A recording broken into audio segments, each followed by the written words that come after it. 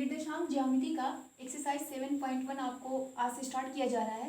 ये देखिए ये किस क्लास का चल रहा है ये वीडियो, ये क्लास 10 के लिए बनाया जा रहा है। देखिए यहाँ पे दिया गया है क्वेश्चन कि बिंदुओं के निम्नलिखित युग्मों के बीच की दूरियां ज्ञात कीजिए।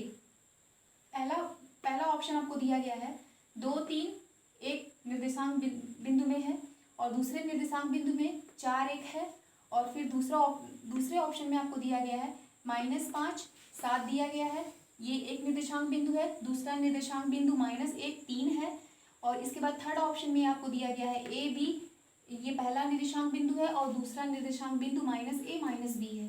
तो आपको ये समझना होगा कि ये निर्देशांक बिंदु क्या होता है। तो सबसे पहले हम अपने अक्ष पर फोकस करेंगे, दैट मीन्स एक्स अक्ष, वाई अक्ष कैसे बनता है, जिस पर हम की कोई निर्देशांक बिंदु ज्ञात करते हैं। ये देखिए वाई अक्ष है, ये एक्स अक्ष है, ये आपका मूल बिंदु है 0, 0,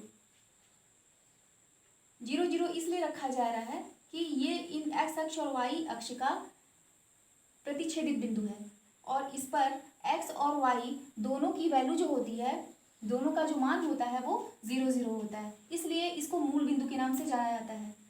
ये देखिए ये वाई डैश है, ये एक्स डैश है।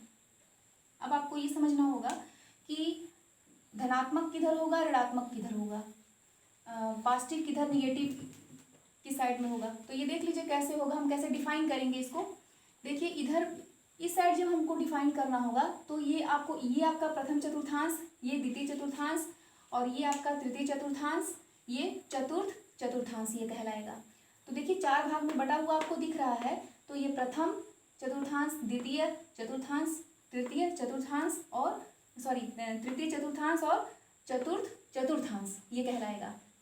अब देखिए इस पे जैसे हमने बिंदु का नाम, मतलब जैसे कोई बिंदु हमको निकालना है तो उसके लिए x अक्ष का मान, तो हम यहाँ से 1, 2, 3, 4, 5 मतलब कितने पार्ट में ये डिवाइड हो रहा है। जैसे एक बिंदु पर जैसे हमें अगर x का मान 1 दिया रहा है तो एक बिंदु इस यहाँ से काउंटिंग करेंगे 2, 3, 4, 5 और फिर यहाँ से अगर हम बिंदु लेते हैं तो ये हो जाएगा, देखिए ये हो जाएगा 1, 2, 3, 4, 5, 6। ऐसे ही हम आगे भी बढ़ जाएंगे, यहाँ भी 6 ले लेंगे और ये x को हम आगे बढ़ा देंगे। देखिए यहाँ से ये जो है ये इधर धनात्मक जाएगा और इधर y अक्ष में इधर धनात्मक जाएगा। अब जब x अक्ष इधर देखा जाएगा तो ये ऋणात्मक साइन देगा। तो यहाँ से आप -1, देखिए हम ऊपर लिख दे रहे हैं -1, ये हो जाएगा -2, ये हो जाएगा -3, ये हो जाएगा -4, ये हो जाएगा -5। ऐसे ही आप बनाते चले जाएंगे। इधर से भी आप देख लीजिएगा, ये डिस्टेंस जो है थोड़ा सा इक्वल बनाइएगा। ये यहाँ से हम ले रहे हैं, ये है आपका -1, ये जो है -2, ये जो है -3, ये -4, ये -5। देखिए इस तरीके से इस पर निर्देशांक बिंदु हम अंकित हमको करना है। तो 1, 2, 3, 4, 5 6 भागों में इसको डिवाइड करेंगे। इसको वाई अक्ष को ऊपर की तरफ 6 भागों में, इधर 5 भागों में, इधर 5 भागों में मैंने किया है। आप सारे इक्वल आप डिवाइड कर सकते हैं। अब इससे हमको निर्देशांक बिंदु ज्ञात करने में हमको आसानी मिलेगी। देखिए पहला आपका निर्देशांक बिंदु है 2, 3, तो 2, 3 कैसे ज्ञात करेंगे। इसका मतलब एक भुज होता है जो पहले नंबर पर आपको दिखता है वो क्या होता है, वो भुज होता है, और जो दूसरे नंबर पर दिख रहा है वो कोटि कहलाता है। तो 2 आपका यहाँ भुज है और 3 जो है वो कोटि है। भुज को हम इंगित करते हैं x अक्ष, यानी कि x के पर जो वैल्यू होती है उसको वो भुज कहलाती है, और जो y अक्ष पर जो वैल्यू होती है वो कोटि कहलाती है। तो यहाँ पर आपका 2, 3 लिया गया है बिंदु, तो इसको हम भुज कोटि के रूप में किस तरह से इस निर्देशांक ये जो ग्राफ बनाया गया है, यानी कोऑर्डिनेट जो ग्राफ आपका दिख रहा है, इस पर हम कैसे अंकित करेंगे।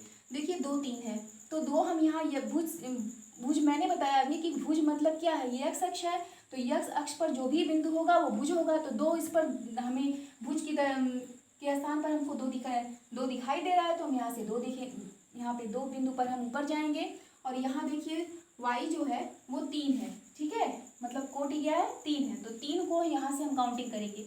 तो 2 और 3 यहाँ से, 2 यहाँ से x अक्ष पे लेंगे और 3 y अक्ष पर लेंगे। तो यहाँ पर कहीं सिधाई में थोड़ा सा आप देख लीजिएगा, यहाँ से आपका ये जो कोऑर्डिनेट पॉइंट हो जाएगा, सपोज दैट ए है आपका, तो यही आपका 2 3 कहलाएगा। देखिए इसमें सबसे पहले थोड़ा सा ये फोकस करना था कि कौन कौन से प्लस प्लस होते हैं, कौन माइनस प्लस होते हैं। तो प्रथम चतुर्थांश में भुज कोटि दोनों प्लस प्लस में स्थित होते हैं।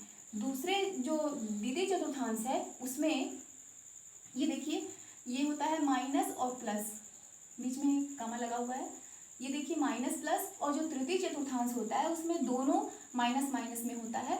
जो चतुर्थ वाला चतुर्थांश होता है उसमें प्लस प्लस होता है। ये देखिए, तो ऐसे जब हम कोई बिंदु लिखेंगे तो उसके अकॉर्डिंग हमको प्लस प्लस करना होगा, मतलब भुज भी प्लस में रखना होगा और कोटि को भी प्लस में रखना होगा। इसी तरह से 4 1 है तो 4 1 यहाँ से काउंटिंग करेंगे, 4 यहाँ से देखेंगे और 1 को हम यहाँ से देखेंगे, तो 4 और 1 ये देखिए ये है, ये बिंदु आपकी 4 1 कहलाएगी। तो भुज की जगह 4 है और कोटि की जगह 1 है। तो ये मान लीजिए आप b इसको मान लीजिए। तो यही इनके बीच की दूरी आपसे क्वेश्चन में पूछी जा रही है, तो हम इसको मिला देंगे थोड़ा। देखिए इसको मिला देंगे तो यही दूरी आपको ए बी निकालनी है। तो इस तरीके से आप और भी ऑप्शन कर लीजिएगा। यहाँ पर एक क्वेश्चन को हम बता दे रहे हैं, एक ऑप्शन को बता दे रहा है इसमें से। पहला ऑप्शन है 2 3, तो ये x1 y1 ये x2 y2 मान लेंगे। पहले बिंदु को हम x1 y1 मान लेंगे, दूसरे बिंदु को हम x2 y2 मान लेंगे। तो x1 y1 देख लीजिए, सबसे पहले हम फार्मूला लिख देते हैं। दो बिंदु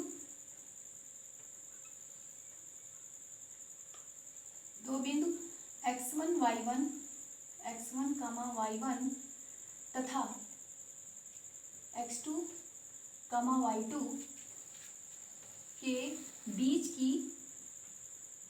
की दूरी। ये फार्मूला जो होता है वो होता है under root x2 minus x1 का whole square plus y2 minus y1 का होल स्क्वायर। ये देखिए आप y2 माइनस y1 भी कर सकते हैं, जैसे मान लीजिए आप x1 माइनस x2 भी कर सकते हैं, उससे कोई दिक्कत नहीं है क्योंकि स्क्वायर फॉर्म में है तो आपको पॉजिटिव वैल्यू ही मिलेगी।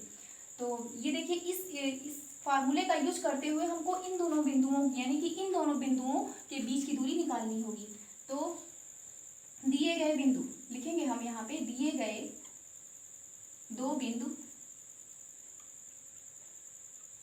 अब बिंदु का हम यहाँ पे इसको अंकित करेंगे, कौन कौन से बिंदु दिए गए हैं, 2 3 तथा 4 1 के बीच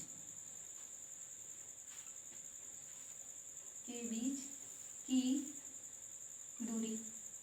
यहाँ से बस वही हम निकाल लेंगे कि x1 y1 साइड में हम लिख लेंगे। x1 है आपका पहला बिंदु जो है, यहाँ पहला बिंदु क्या है x1 y1, तो x1 बराबर 2, y1 बराबर 3, x2 बराबर 4 और y2 बराबर 1। देखिए ये आप वैल्यू यहाँ से रखेंगे अपने फार्मूले में। तो देखिए ये फार्मूला है आपका, तो अंडर रूट ये लगा हुआ है, यहाँ पे x2 की वैल्यू यहाँ से रखी जाएगी 4 माइनस x1 की वैल्यू 2 है, इसका होल स्क्वायर बना, और फिर y2 की वैल्यू 1 है माइनस y1 की वैल्यू 3 है का होल स्क्वायर। देखिए यहाँ से हम जब इसकी वैल्यू निकालेंगे तो इस बीच की दूरी को हम क्या लिख सकते हैं, हम ए बी लिख सकते हैं, क्योंकि कोऑर्डिनेट पॉइंट पर यानी कि निर्देशांक पैराग्राफ पर आपको दिखा दिया गया है, कोऑर्डिनेट ग्राफ पर आपको शो किया गया है ना ए बी, तो इसको हम ए बी भी लिख सकते हैं। तो ये डिस्टेंस है ए बी। ये देखिए अंडर रूट 4 में 2 आप सब्ट्रैक्ट करेंगे, 2 बचेगा, 2 का स्क्वायर आपका 4 हो जाएगा, और 3 में -1 करेंगे, -2 का स्क्वायर आपको 4 मिलेगा। तो ये देखिए 4 4 आपका 8 हो गया। तो यहाँ से जब हम इसका वर्गमूल निकालेंगे तो ये क्या मिलेगा आपको, 2√2 मिलेगा। देख लीजिए 2√2 मतलब 4 × 2 तो आप कर ही सकते हैं, तो 2 यहाँ से बाहर ले लेंगे और 2 तो रूट में ही रहेगा, तो 2√2 आपका ये आंसर हुआ। यहाँ पे हम मात्रक भी लिख सकते हैं या इकाई भी लिख सकते हैं, तो इससे कोई दिक्कत नहीं है, यही आपका आंसर है। और बाकी ऑप्शन आप इसी आधार पर कर लीजिएगा।